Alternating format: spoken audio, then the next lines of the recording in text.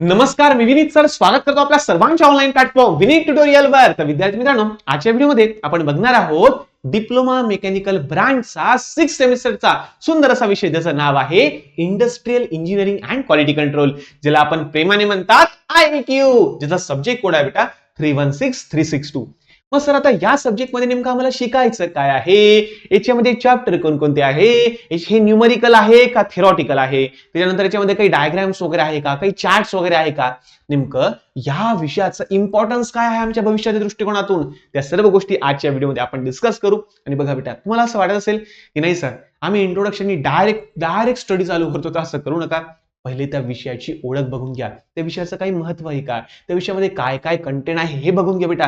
त्याच्यानंतर मग अभ्यासाला लागून जा. कारण कसं आहे, आजचं लेक्चर बघितल्यानंतर तुम्हाला एक रोड मॅप येऊन जाईल की नाही बाबा आपल्याला असा असा अभ्यास करायचा आहे, प्रत्येक चॅप्टर मध्ये हे आहे. ठीक आहे ना. चला मग सुरुवात करायचं आजच्या लेक्चरला. हो सर, पण हो त्याआधी जर तुम्ही हा व्हिडिओ आपल्या युट्यूब चॅनलवर बघत असाल तर आताच आपल्या युट्यूब चॅनलला सबस्क्राईब करून द्या, बेल आयकॉनवर प्रेस करून द्या आणि डाउनलोड करून घ्या विनीत ट्युटोरियल ऍप्लिकेशन. कारण ज्यामध्ये डिप्लोमाचे ऑनलाईन क्लासेस तुम्हाला मिळतील एकदम अफोर्डेबल कॉस्टमध्ये, ती पण प्रॉपर संपूर्ण गोष्टींसहित. आणि हो, सर्वात महत्वाची गोष्ट म्हणजे लवकरच आपले कॉम्पिटिटिव्ह एक्झाम असेल, इंजिनिअरिंग असेल, सर्वचे सर्व ऑनलाईन क्लासेस आपल्या ऍप्लिकेशनवर तुम्हाला बघायला मिळतील. तर आताच डाउनलोड करून घ्या आपलं विनीत ट्युटोरियल ऍप्लिकेशन. आणि फ्री डेमो लेक्चर सुद्धा अवेलेबल आहे.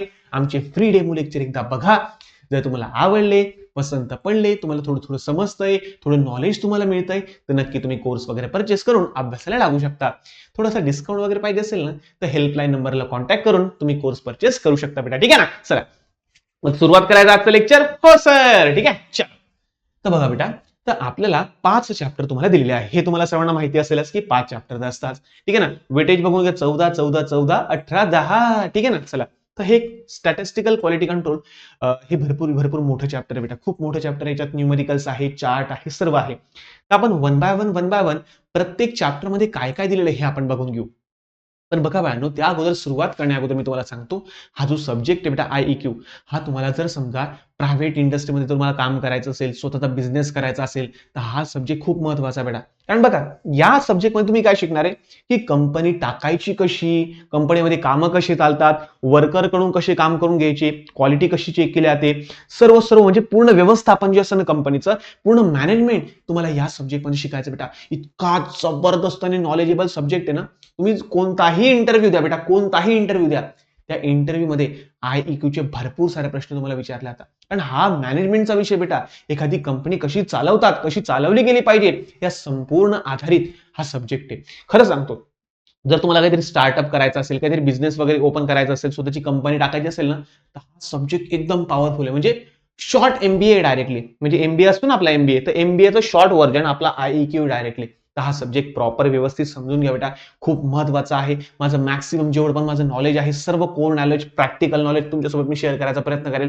कारण भरपूर सारे बिझनेसेस वगैरे मी केलेले आहे, मल्टिपल बिझनेसेस मध्ये केलेले, काही चांगले ठरले, काही फ्लॉप ठरले, जे पण काय असेल, तर माझं मॅक्सिमम नॉलेज जे आहे ना, हे सर्व मी तुमच्यासोबत शेअर करेल. कारण बघा बेटा, एक लक्ष ठेवा, प्रत्येक वेळेस असा पाय समजा आदळून त्या ठिकाणी आपल्याला ठेच लागते का, हे बघायची गरज नाही बेटा.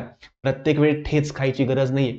दरवेळेस दुसऱ्याच्या अनुभवावरून सुद्धा आपण शिकलो गेलो पाहिजे बेटा. तर माझे मॅक्सिमम अनुभव तुमच्यासोबत शेअर करेल.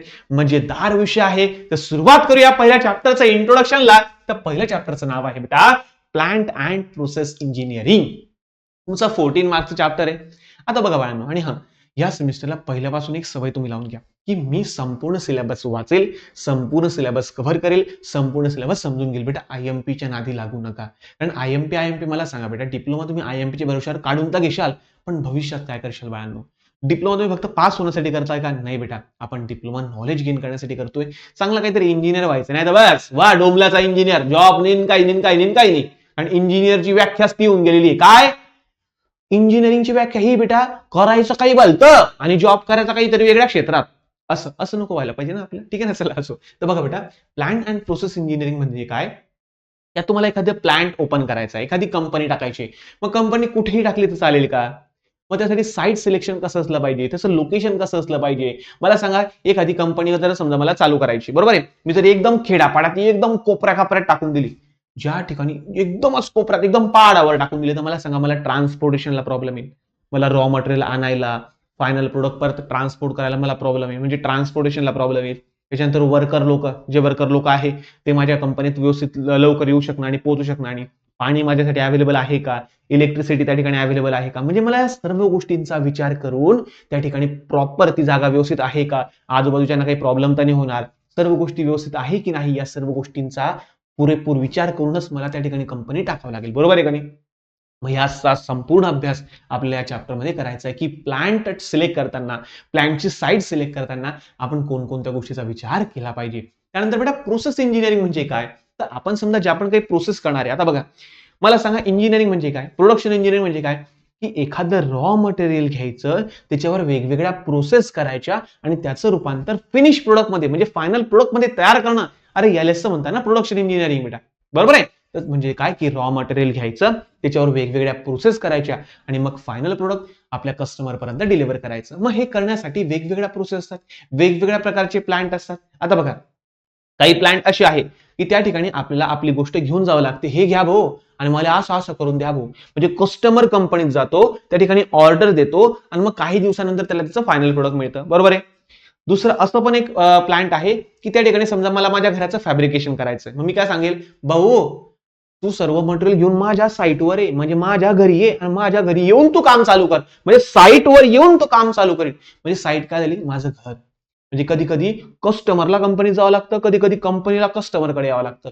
तर या वेगवेगळ्या प्रोसेसमध्ये बॅच प्रोडक्शन आहे, मास प्रोडक्शन आहे, बरोबर आहे, इनलाईन प्रोडक्शन आहे, म्हणजे असे भरपूर सारे वेगवेगळ्या प्रकारचे प्रोडक्शन आहे, वेगवेगळ्या प्रकारचे प्रोसेस आहे, त्या सर्वचे सर्व तुम्हाला या चॅप्टरमध्ये शिकायच्या आहे. ठीक आहे, चला. आणि ज्यावेळेस आपण प्रोसेस इंजिनिअरिंग करतो ना, त्यावेळेस कोणकोणते प्रॉब्लेम्स आपल्याला फेस करावे लागतात, या सर्व गोष्टी सुद्धा आपल्याला या ठिकाणी बघायच्या आहे. संपूर्ण चॅप्टर एकदम मजेदार असणार आहे आणि संपूर्ण थिअरॉटिकल असणार आहे, कॉन्सेप्ट बेस आणि नॉलेज बेस असणार आहे बेटा. पहिलं चॅप्टर आपलं एकदम जबरदस्त कामात येईल ना, तुम्हाला भविष्यामध्ये खूप काम येणार बेटा आपलं प्लांट अँड प्रोसेस इंजिनिअरिंग. ठीक आहे. दुसरं बेटा तुमचं वर्क स्टडी. आता एखादं काम तर तुम्हाला करायचं आहे, एखादं काम तुम्हाला करायचं आहे. आता याच्यात वर्क स्टडी आणि दुसऱ्याचा जो पार्ट आहे तो आहे मेथड स्टडी. आता वर्क स्टडी म्हणजे काय, एखादं काम तुम्हाला करायचं डायरेक्ट धडधड करून मोकळं झालं असं चालेल का, नाही बेटा. एखादं वर्क तुम्हाला करायचंय का, मग ते वर्क करताना पहिले त्याची संपूर्ण इन्फॉर्मेशन तुम्हाला काढावं लागेल. आता समजा एखादं मला हा पेन बनवायचा समजा, बरोबर आहे, मग हा पेन बनवताना मी कास्टिंग करू का मी मशीनिंग ऑपरेशन करू, म्हणजे मी कोणतं ऑपरेशन करू, मी वेल्डिंग करू का, मी नेमकं कोणते ऑपरेशन करू, मेथड कोणती असेल, वर्क कोणतं असेल, ते वर्कचा प्रॉपर मला पहिले स्टडी करावं लागेल. मग हे वर्क मला बनवायचं आहे, मग यासाठी मला कोणकोणत्या मशीन लागेल, मग त्या मशीनवर रॉ मटेरियल कोणतं लागेल, मग रॉ मटेरियलच्या प्रॉपर्टीज कशा असल्या पाहिजे, कोणकोणत्या मशीनिंग ऑपरेशन मला लागेल, कोणकोणत्या सर्व मला कोणकोणते वर्कर लागेल, त्यांच्यामध्ये कोणकोणत्या स्किल्स असल्या पाहिजे, या सर्व गोष्टी मला लागेल बेटा.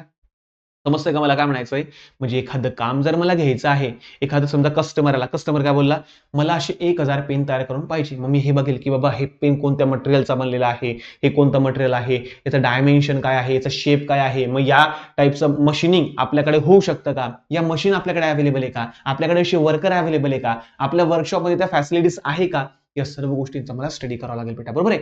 त्यानंतर की पहिलं कोणतं ऑपरेशन करू, समजा पहिले लेथ मशीनवर काम करायचंय, मिलिंग मशीनवर काम करायचंय, कटिंग मशीनवर का ग्राइंडिंग मशीनवर का ड्रिलिंग मशीनवर, म्हणजे पहिलं कोणतं ऑपरेशन नंतर कोणतं ऑपरेशन, या सर्व गोष्टी मला पहिले डिस्क्राईब करावं लागेल, पहिले समजून घ्यावं लागेल, एक प्रॉपर रोड मॅप बनवावं लागेल की भाऊ पहिले तुम्हाला असं असं करणं, नंतर असं असं करणं, नंतर या मशीनवर लावून एवढं एवढं करणं, म्हणजे प्रॉपर रोड मॅप मला बनवावं लागेल बेटा. तर याला म्हणता वर्क स्टडी. काय म्हणता, वर्क स्टडी. म्हणजे एखादं काम आपल्याला मिळालं की लगेच ते काम करायला सुरुवात नाही करायची, पहिले त्या कामाचा प्रॉपर अभ्यास करायचा, प्रॉपर समजून घ्यायचं की ते कसं बनलंय, काय बनलंय, जेणेकरून कोणत्याही प्रकारे चुका होणार नाही. आणि हो बेटा, या वर्क स्टडीमध्ये भरपूर सारे टेक्निक सुद्धा आपल्याला शिकायचे आहे. म्हणजे या टेक्निकमध्ये तुम्हाला काय काय शिकायचं आहे, तर भरपूर सारे फ्लो डायग्राम आहे, फ्लो चार्ट वगैरे तुम्हाला आहे, ऍक्टिव्हिटी चार्ट आहे, इनलाईन चार्ट आहे, त्याच्यानंतर मग समजा आपला ट्रॅव्हल चार्ट वगैरे आहे, भरपूर सारे वेगवेगळे चार्ट वगैरे तुम्हाला याच्यात शिकायचे बेटा. खूप सारे चार्ट तुम्हाला या ठिकाणी शिकायचे आहे. त्यानंतर बघा यात एक मेथड स्टडीचा एक विषय येतो. आता मेथड स्टडी म्हणजे काय, की एखादा माणूस आहे, तो एखादं काम करायला समजा लावतो आहे 1 तास, आणि त्याला जर प्रॉपर अभ्यास करून जर आपण बघितलं तर 1 तासाच्या ऐवजी मी त्याला डायरेक्ट 20च मिनिटात ते काम करू शकतोय. तर पहिले आपल्याला हे बघावं लागेल की ते एखादं वर्क करण्यासाठी टाइम किती लागतोय, स्टँडर्ड टाइम किती लागतोय, मग वर्कर किती टाइम घेतोय, मग एका दिवसात किती किती प्रोडक्ट आपल्या मॅन्युफॅक्चरहून बाहेर पडले पाहिजे, त्या संपूर्ण प्रॉपर प्लॅनिंग करणं याला म्हणतात बेटा आपण वर्क स्टडी. याला आपण काय म्हणतो बेटा वर्क स्टडी. त्याच्यामध्ये तुम्हाला भरपूर सारा डायग्राम्स वगैरे ड्रॉ करायचे, स्टिंग डायग्राम आहे, फ्लो डायग्राम आहे, भरपूर सारा डायग्राम तुम्हाला या ठिकाणी करावा लागेल बेटा. ठीक आहे ना. चला असो, याच्यात थर्बलिग्स सुद्धा आहे बेटा. थर्बलिग्स नावाचा एक कॉन्सेप्ट आहे, तो तुम्हाला या ठिकाणी शिकायचा बेटा. ठीक आहे ना. खूप छान छान कॉन्सेप्ट आहे, नवीन नवीन आहे, मस्त मस्त आहे, एकदम भारी. तर याच्यामध्ये काय माहिती आहे की जनरली हा पूर्णच्या पूर्ण थेरी चॅप्टर आहे, पण काही न्यूमेरिकल सुद्धा आहे. वर्क स्टडीचे काही न्यूमेरिकल्स आहे की एखादं काम करण्यासाठी एवढा एवढा वेळ लागतोय, मग स्टँडर्ड टाइम काढा, मग त्याच्यावरून वर्करला किती टाइम लागेल ते काढा, मग त्याच्यात अलाउन्स टॉलरन्स वगैरे सर्व सर्व सर्व प्रॉपर कॅल्क्युलेशन तुम्हाला करायचं बेटा. ते न्यूमेरिकल सुद्धा आहे बरोबर बेटा या विषयामध्ये. चला, तिसरं बेटा तुमचं क्वालिटी कंट्रोल. तिसरं काय बेटा तुमचं क्वालिटी कंट्रोल. मग सर क्वालिटी कंट्रोल मध्ये काय शिकायचं सर आम्हाला? तर बघा बेटा, क्वालिटी कंट्रोल म्हणजे तुम्हाला माहिती असेल की बघा कस्टमरला काय लागतं बाबा, कस्टमर काय आणतो, पाय भाऊ मला क्वालिटी चांगली पाहिजे, मग मला पैसा बी कमी पाहिजे, म्हणजे कमीत कमीत पैशात जास्तीत जास्त चांगली क्वालिटी आपण कशा प्रकारे देऊ शकतो.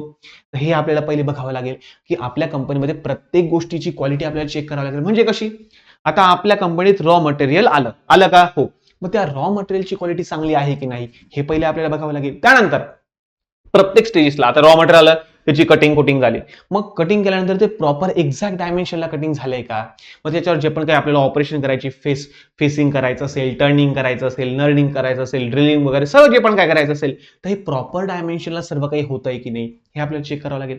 त्यानंतर फायनल प्रोडक्ट तयार झाल्यानंतर ते व्यवस्थित वर्क करतंय की नाही हे पण प्रॉपर आपल्याला बघावं लागेल. म्हणजे प्रत्येक स्टेजेसला त्याची क्वालिटी चेक करणं हे खूप खूप महत्वाचं बेटा. तर या क्वालिटी कंट्रोलमध्ये आपल्याला वेगवेगळ्या टेक्निक शिकायच्या की क्वालिटी कंट्रोल कशा कशा प्रकारे करता येईल, क्वालिटी सर्कल काय असतं, क्वालिटी मॅनेजमेंट काय असतं, क्वालिटी ऑफ ॲश्युरन्स काय असतं, व्हॅल्यू ऑफ क्वालिटी काय असतं, व्हॅल्यू ऑफ कॉस्ट काय असतं, कॉस्ट ऑफ अप्रायझन्स काय असतं, या सर्व गोष्टी आपल्याला या चॅप्टरमध्ये शिकायच्या. म्हणजे ऑल ऑफ अबव सर्व गोष्टी आपल्याला, वरील सर्व गोष्टी शिकायच्या. क्वालिटी संदर्भात आपल्याला कोणत्याच प्रकारचं हलगर्जीपणा चालणार नाही. कारण बघा बेटा कसं असं माहिती का, जर तुम्ही कस्टमरला जर क्वालिटी प्रोडक्ट दिसाल ना, तर कस्टमर पुन्हा तुमच्याकडे येईल.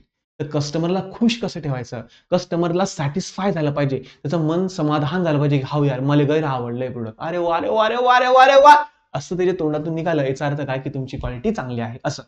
तर क्वालिटी मेंटेन करण्यासाठी सर्व गोष्टी याच्यात बघा बेटा, याच्यात सुद्धा न्यूमेरिकल्स आहे बरं बेटा, याच्यात सुद्धा भरपूर सारे चार्ट्स वगैरे आहे. ठीक आहे ना. तुम्हाला प्रॉपर क्वालिटी वगैरे किती वेळा चेक झाली, काय झालं, सर्व सर्व सर्व सर्व तुम्हाला बघावं लागतं बेटा क्वालिटी कंट्रोल या टेक्निकमध्ये. ठीक आहे. त्याच्यानंतर बेटा स्टॅटिस्टिकल क्वालिटी कंट्रोल. आता स्टॅटिस्टिकल क्वालिटी कंट्रोल म्हणजे काय, तर ह्यामध्ये तुम्हाला आता बघा, मला सांगा जर तुमच्या कंपनीमध्ये रोजचे 1,00,000 पीस तयार होतात, 1,00,000 प्रोडक्ट तयार होतात, 1,00,000. आता मला सांगा 1,00,000चे 1,00,000 प्रोडक्ट तुम्ही चेक करू शकता का, सांगा बरं बेटा मला. मला सांगा 1,00,000 प्रोडक्ट तुमच्या कंपनीत तयार होत आहे, तर 1,00,000चे 1,00,000 तुम्ही रोज चेक करू शकता का, नाही बेटा एवढं पॉसिबल नाहीये. मग अशा वेळेस काय होतं माहितीये का, बॅच म्हणजे त्याला मोडला. तर बॅच म्हणजे काय की आता त्याला काय केलं आता माहिती का, 1,00,000 आहे ना, मग छोट्या छोट्या बॅचेस 10,000च्या 10 बॅचेस केल्या. आता किती, 10,000च्या 10 बॅचेस. त्यामुळे आपण एक काम करू, 20,000च्या 5 बॅचेस आपण केल्या. किती केल्या, 20,000च्या 5 बॅचेस केल्या. मग ते काय करतील, या बॅचेस मधून रॅन्डम कोणतेही 10 जण चेक करतील, या बॅच मधून रॅन्डम कोणतेही 10 प्रोडक्ट चेक करतील, याच्यामधून कोणतेही रॅन्डम 10 चेक करतील, 10 चेक करतील, 10 चेक करतील. आणि या 10 चेक केल्यानंतर ते काय ठरवतील की या बॅच मध्ये 10 पैकी एवढे एवढे खराब आहे का, मग 20,000 पैकी किती किती खराब असतील. म्हणजे प्रॉपर ज्या वेळेस आपण संपूर्ण प्रोडक्टची क्वालिटी नाही चेक करू शकत, संपूर्ण प्रोडक्ट जेवढे पण नंबर ऑफ पीसेस आहे या सर्वांना आपण चेक नाही करू शकत, त्यावेळेस बेटा SQC मेथड वापरली जाते, स्टॅटिस्टिकल क्वालिटी कंट्रोल या मेथड वापरल्या जातात. म्हणजे याच्यामध्ये R bar chart, N chart, NP chart, P chart, X bar chart, त्याच्यामध्ये भरपूर सारे चार्ट तुम्हाला ड्रॉ करायचे बेटा. आणि 6 मार्काचे सर्व न्यूमेरिकल्स येतील. डायरेक्ट तुम्हाला सांगतो बेटा, 6 मार्काचे 2 न्यूमेरिकल फिक्स आहे डायरेक्ट चॅप्टरवर.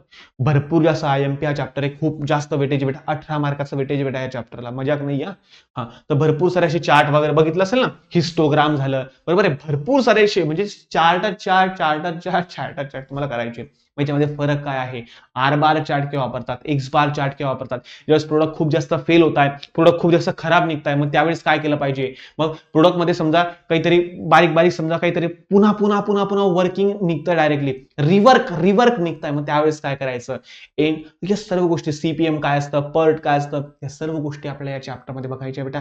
तर हे न्यूमेरिकल पण आहे, चार्ट खूप सारे चार्ट ड्रॉ करायचे आणि थेरॉटिकल पण बेटा. हे चॅप्टर खूप जास्त हाय वेटेज आहे आणि खूप कामाचा बेटा चार्ट डायरेक्टली, बरोबर आहे. म्हणजे पूर्ण मॅथ्सचा आपल्याला लागतं या ठिकाणी, स्टँडर्ड डेव्हिएशन सर्व गोष्टी या ठिकाणी आपल्याला लागतं बाळांनो.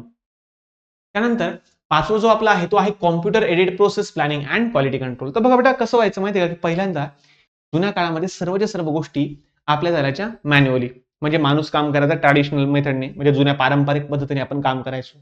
पण आता काय झालं माहिती का बेटा, या संपूर्ण गोष्टी आपण कॉम्प्युटरवर सुद्धा ऑपरेट करू शकतो. म्हणजे आता डिझाईन बनवायचे, ते डिझाईन पहिले जण ते बसायचे, स्केच तयार करायचे, 5-5, 6-6 त्याचे स्केचेस वगैरे काढायचे. आता काय, सर्व काम कॉम्प्युटरवर होऊन जातं. आपण फक्त 2D काढला की तो ऑटोमॅटिक त्याला 3D करून देतो. असं येऊन गेलेलं आहे. नंतर ANSYS झालं, कटिया झालं, हे जे वेगवेगळे सॉफ्टवेअर आहे बेटा, तर ज्या पण काही वेगवेगळ्या टेस्टिंग असतात, आता या टेस्टिंग आपल्याला प्रॉपर लाईव्ह करायची गरज नाही. या टेस्टिंग सुद्धा आपल्या कॉम्प्युटरमध्ये होऊन जातात. म्हणजे बऱ्याचशा अशा गोष्टी आहेत त्या कॉम्प्युटरचा वापर करून आपल्याला इझी होऊन गेलेला आहे, एकदम इझी होऊन गेलेला आहे. तर कॉम्प्युटरचा वापर करून आपण कशा प्रकारे मशीनिंग करू शकतो, कॉम्प्युटरचा वापर करून आपण संपूर्ण मॅनेजमेंट कसं करू शकतो. आता बघा, पहिले काय व्हायचं, की एखादं समजा गोडाऊन आहे, तर गोडाऊनवर लक्ष द्यायला आपला एखादा माणूस उभं करावा लागायचा, की आपलं काही कोणी एखादा वर्कर एखादी गोष्टी गुपचाप घरी ते घेऊन जाणार नाही. आता काय केलं लोकांनी, सीसीटीव्ही कॅमेरे लावून दिले सर्व ठिकाणी. सीसीटीव्ही कॅमेरा असेल तर कोणी चोरी करायची हिंमत करत नाही, वर्कर चुकीचे काम करत नाही. पहिले काय व्हायचं, की जेव्हा मालक येईन, मालकाच्या समोरच वर्कर फक्त प्रॉपर काम करायचा. मालक गेला की मस्त एक टाइमपास करायचा. मग मालकाला की सांगून द्यायचा की मग मशीन खराबच झाली होती, मग हे असंच होतं, मग ते तसंच होतं. आता सीसीटीव्ही कॅमेरा लावून दिलाय, त्याला सांगून दिलं की भाऊ 10 मिनिटात एक प्रोडक्ट निघतंय, मी जाऊन येतो, एखादं काम करून येतो, तेवढं तोपर्यंत मला एवढे एवढे प्रोडक्ट रेडी पाहिजे, आणि नाही झाले तर डायरेक्ट तू राम राम श्याम श्याम करून द्यायचं त्याला, टाटा बाय बाय शिवजाय बो, तू मी दुसरा वर्कर पाहतो असं.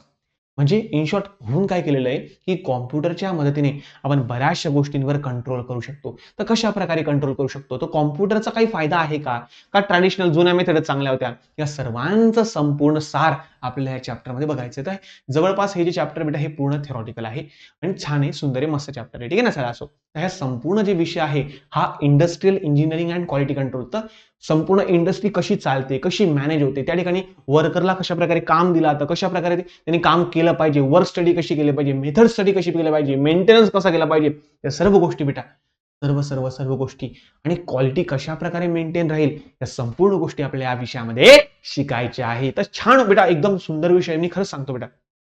या विषयाचा जर अभ्यास जर तुम्ही प्रॉपर केला ना, तुम्हाला एखादं स्टार्टअप तयार करायचं असेल, स्टार्टअप चालू करायचा असेल, तर खूप मदत मिळेल बेटा, खूप मदत मिळेल. किंवा कुठेही तुम्ही जर इंटरव्ह्यूला गेला ना बेटा, तर जबरदस्त फायदा मिळेल तुम्हाला, जबरदस्त डायरेक्टली, ठीक आहे. तर बघा बेटा, आणि हो, आपल्या ऍप्लिकेशनवर भरपूर सारे सब्जेक्ट अवेलेबल आहे बेटा, बरोबर आहे. तुम्ही ऍप्लिकेशन डाउनलोड करा, विनीत ट्युटोरियल नावाचं ऍप्लिकेशन आहे आपलं, प्ले स्टोअरवर अवेलेबल आहे, फ्री ऑफ कॉस्ट आहे. एकदा जा, ऍप्लिकेशन डाउनलोड करा, आणि भरपूर सारे कोर्सेस, म्हणजे बघा या डिप्लोमा मेकॅनिकल ब्रांचच्या 6 सेमिस्टरचा IEQ अवेलेबल आहे, IHP अवेलेबल आहे, नंतर डिझाईन ऑफ मशीन एलिमेंट सर्वांचा बाप आहे बेटा हा DME, त्याचं एक्सप्लेनेशन सर्व दिलेलं आहे. युट्यूबवर सुद्धा डेमो लेक्चर सर्व सर्व बघा, या विनीत ट्युटोरियल या युट्यूब चॅनलवर सुद्धा सर्व काही टाकलेलं आहे रे, सर्व काही टाकलेलं आहे. एकदा जा बघा, डिस्क्रिप्शन मध्ये सर्व काही लिंक दिलेला आहे, त्या ठिकाणी जाऊन बघा बेटा, तुम्हाला नक्की फायदा होईल. DME आहे, AEM आहे, अल्टरनेटिव्ह एनर्जी सोर्सेस आहे, नंतर मॅनेजमेंट, म्हणजे सर्व सब्जेक्ट तुमच्यासाठी कव्हर केलेले बेटा. तर ME6K चा कॉम्बो सुद्धा अवेलेबल आहे बेटा, ऍप्लिकेशन मध्ये जा, हा कॉम्बोची प्राइस बघा बेटा, कॉम्बोची प्राइस सुद्धा एकदम कमी ठेवण्यात आलेली आहे, ठीक आहे. म्हणजे विचार करा, एक ऑफलाईन फीच्या मध्ये तुम्हाला ऑनलाईन सर्व विषय मिळून जात आहे, प्लस त्याची revision crash course, revision course जो एक्स्ट्रा 499 विद्यार्थ्यांना पे करावा लागतो, तो सुद्धा तुम्हाला याच्यामध्ये फ्री ऑफ कॉस्ट बेटा. म्हणजे बघा काय काय मिळणार आहे तुम्हाला याच्यात. तर पहिले, सर्वात पहिले कंप्लीट सिलेबस तुम्हाला प्रॉपर मिळून जाईल, सर्व संपूर्ण सिलेबस तुम्हाला मिळून जाईल. रिव्हिजन क्रॅश कोर्स तुम्हाला फ्री ऑफ कॉस्ट मिळून जाईल, तर तुम्हाला काही चार्जेस लागणार नाही. म्हणजे रिव्हिजन क्रॅश कोर्स म्हणजे तुम्हाला माहिती असेल, जे जुने विद्यार्थी त्यांना माहिती काय, की समजा आता मी IEQचं पहिल्या चॅप्टरचे बनले समजा 20 व्हिडिओ, त्या 20 व्हिडिओचा संपूर्ण सार तुम्हाला 4 व्हिडिओमध्ये देण्यात येईल. आलं का लक्षात तुम्हाला सर्वांना. तर हा फायदा असतो आपला रिव्हिजन क्रॅश कोर्सचा. म्हणजे एक्झाम जवळ आली की याचा फायदा खतरनाक होतो. नंतर प्रिंटेबल थेरी नोट्स, प्रॉपर तुम्हाला नोट्स मिळतील आपल्या या विषयाच्या, काहीच टेन्शन घ्यायची गरज नाही, एकदम जबरदस्त नोट्स असतील. म्हणजे बघा, नोट्स मी अशा बनवतो की ज्या लिहिल्यानंतर तुम्हाला मार्क मिळतील. बघा बेटा, बरेच जण म्हणतात की सर तुमच्या नोट्स, बघा नोट्सचा आपला ऑल ओव्हर महाराष्ट्र आपल्याच नोट्स चालतात, त्याच्याबद्दल काही वाद नाही, पण सांगायचा आहे तो हा आहे की बरेच जण म्हणतात नाही सर आमच्याकडे याच्यापेक्षा मी सोप्या नोट्स आहे. अबे तू ते लिहिशील तर तुला मार्क बी तर मिळले पाहिजे ना, तो पेपर चिकने मार्क बी तर दिले पाहिजे तुला. तर बघा, नोट्स आपल्या अशा आहे की तुम्हाला मार्क सुद्धा मिळतील, समजायला सुद्धा सोपे आहे, एकदम मस्त आहे. तुम्ही पुस्तक घ्यायची गरज नाही बेटा. न्यूमेरिकल सुद्धा मी एकदम प्रॉपर घेईल. नंतर फॉर्म्युलाच्या नोट्स वगैरे असतील तर फॉर्म्युलाच्या नोट्स, प्रिव्हियस इयरचे क्वेश्चन पेपर. आता नवीन स्कीम असेल तर ठीक आहे, पण जुनी असेल तर मग तुम्हाला प्रिव्हियस इयर क्वेश्चन पेपर सुद्धा मिळून जाईल बेटा. ठीक आहे ना. चला, त्यानंतर बेटा IMP क्वेश्चन बँक तुम्हाला मिळून जाईल. आता IMP क्वेश्चन बँकची गरज तर पहिली गोष्ट पडायला नको, कारण लास्ट सेमिस्टर आहे. पूर्ण अभ्यास करा बेटा, कारण आपल्याला मार्क आउट ऑफ मिळवायचे. IMP ने तुम्ही फक्त पास होऊ शकता, पण आपल्याला 70 आउट ऑफ 70 मार्क मिळवायचे बेटा. ठीक आहे ना. त्यामुळे संपूर्ण सिलेबस प्रॉपर करा. फक्त आपल्या नोट्स घ्या, बस. बाकी दुसरं काहीच करू नका बेटा. आपल्या नोट्स आणि जे पण काही न्यूमेरिकल मी शिकवलेले आहे ते वहीमध्ये त्याची फक्त प्रॅक्टिस करा बेटा. ठीक आहे ना. एवढं सर्व तुम्हाला मिळून जाईल आणि एकदम छान आहे बेटा. आणि बघा, आपले हेल्पलाईन नंबर आहे. हेल्पलाईन नंबरवर कॉल करून तुम्हाला थोडं डिस्काउंट अजून मिळून जाईल. ठीक आहे ना. बघा, ऍप्लिकेशन वरून जर तुम्ही घेतला तर आनंदाची गोष्ट आहे, पण जर तुम्ही समजा आमच्या हेल्पलाईन नंबरला कॉल केला ना, डिस्क्रिप्शन मध्ये हे दोघी नंबर अवेलेबल आहे, किंवा तुम्ही याचा स्क्रीनशॉट वगैरे घेऊ शकता. ठीक आहे ना. चला, तर हेल्पलाईन नंबरला कॉल करा, तुम्हाला थोडं डिस्काउंट अजून मिळून जाईल बेटा. ठीक आहे. चला, तर आशा करतो की आजचं हे सुंदर असं लेक्चर तुम्हाला समजलं असेल. फक्त आपण बघितलं की IEQचं महत्व काय आहे आणि IEQ मध्ये आपल्याला काय काय शिकायचं आहे बेटा. ठीक आहे ना. असं भरपूर सारे लेक्चर, भरपूर सारे विषय, सर्व विषय आपल्या ऍप्लिकेशनवर अवेलेबल आहे, युट्यूब चॅनलवर अवेलेबल आहे. एकदा जा, बघा, आवडेल बेटा तुम्हाला, 100% आवडेल तुम्हाला. ठीक आहे ना. चला, तर भेटूया पुढच्या नवीन व्हिडिओमध्ये. तोपर्यंत धन्यवाद.